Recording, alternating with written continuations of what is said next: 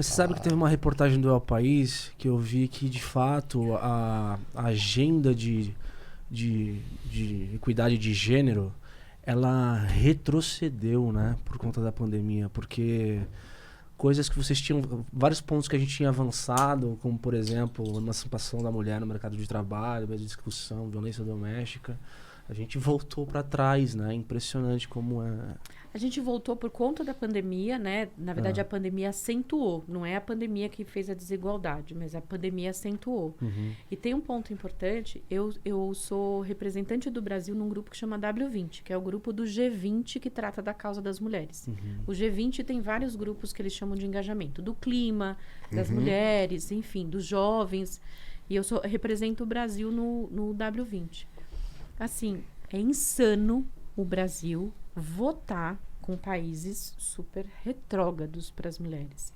O Brasil, o ano passado, votou em questões internacionais de uma forma assim, como se fosse, e não querendo aqui desmerecer o Afeganistão, mas como se fosse o Afeganistão. Meu Deus. Nós votamos em questões, por exemplo, de saúde da mulher.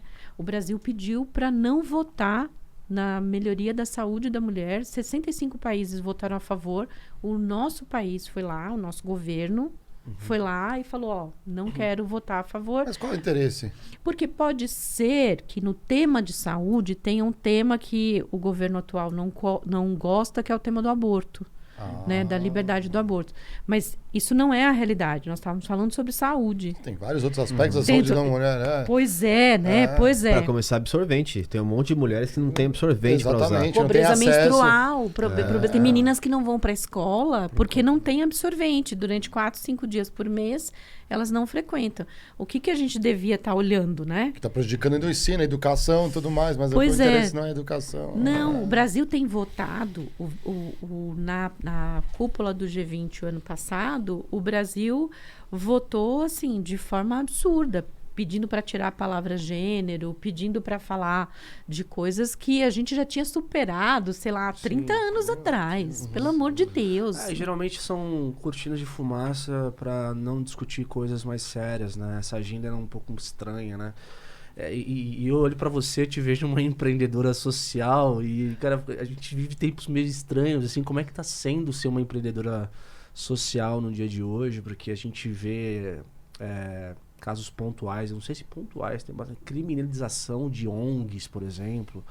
Então é um terreno no Brasil que já foi mais fértil já, né?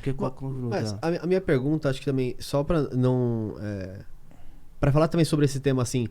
A busca, pelo menos, na pandemia aumentou, certo? A rede, por exemplo, ela se fortaleceu. Como você está sentindo, justamente na crise, é quando a gente procura mais informação também? Sim, então, sim. Se a gente tem como tirar algum lado positivo, né? Eu gosto de falar, porque eu falo assim, não tem nada de positivo na pandemia. Mas se a gente pode considerar alguma coisa, a rede foi o ano de maior captação de recursos que a gente fez no ano passado.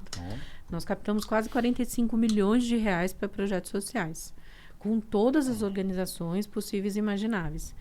Mas, emendando um pouco com a questão do Diego, não é fácil você ser uma organização social num país que trata organizações sociais hoje, né, como se fossem criminosas. Não estou falando com isso que não tenham organizações sociais que não são sérias.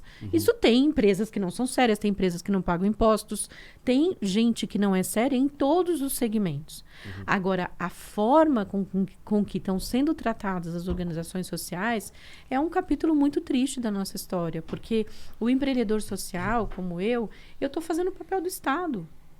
Né? Quando eu ajudo as mulheres e quando eu gero conteúdo, capacitação, treinamento, todos os serviços que a gente faz hoje, eu estou fazendo o papel do Estado. E ainda pago imposto, tá?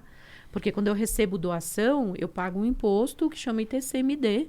Eu pago 4% das doações para gerar impacto social, eu pago imposto. Então, assim, é muito doido você ver como há uma generalização de negócios sociais como sendo coisas ruins. Você vê se a região amazônica hoje não tivesse as organizações sociais gritando e falando, olha, precisa cuidar do clima, precisa cuidar da floresta, precisa não devastar, precisa não isso. A gente estava numa situação mais, assim, horrorosa do que o que a gente já está hoje. Fica sem pressão, né? Porque é muito duro. O que a gente faz é um trabalho social. assim, é muito duro quando você vê os governantes, né? O governante máximo do país falar nenhuma ONG presta.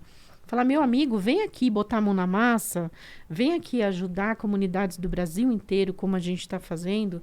Vem aqui quando a mulher fala para você, ó, se eu não recebesse esse recurso de vocês, eu não tinha como pôr comida em casa. Falava, vem aqui acordar cedo, quando a gente tem que fazer os eventos lá para poder ajudar as pessoas e espalhar a gente no Brasil inteiro. Então, ao invés de fortalecer as organizações sociais, porque para mim esse era o melhor caminho. Você fortalecer as organizações sociais para a gente conseguir fazer transformação de verdade. E fazer política pública, né, gente?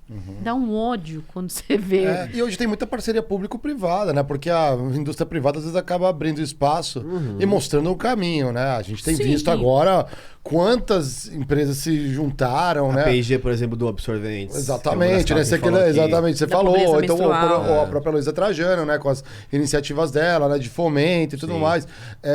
Para o pequeno empreendedor também, né? Que na crise civil ali, né? Sem gente na rua para passar na frente da loja e tudo mais, né? Que acontece também.